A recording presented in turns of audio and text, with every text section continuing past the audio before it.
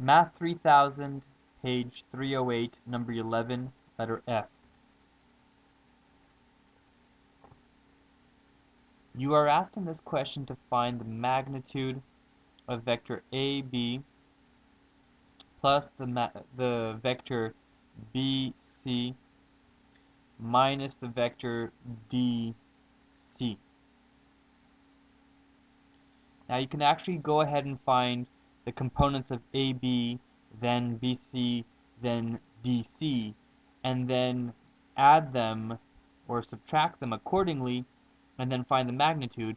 But there's a little shortcut, and that's to notice over here that you can write this here as vector AC, because by Chassel's relations we can cancel out the middle terms here, and we're left with magnitude of AC minus DC.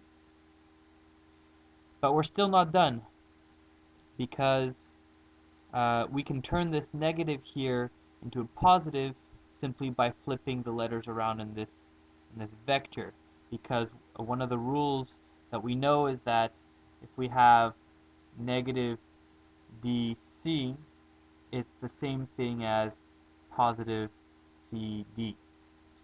So let's turn that negative DC into plus CD. Now once more we have both C's over here that can be cancelled by Chassel's relation, and what this gives us finally is the magnitude of AD. So this initial equation, which looked long and complicated, was reduced a couple times to the simple magnitude of vector AD. Now all you have to do is find the magnitude of AD and the components of AD, and not three other vectors. So to find the components of AD, we have to do x of D minus x of A, comma, y of D minus y of A. Now A has the coordinates -1, 2, and D has the coordinates 3, -4. So xd minus xa is 3 minus -1.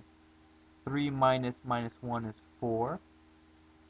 And yd minus ya is -4 minus 2, which is -6.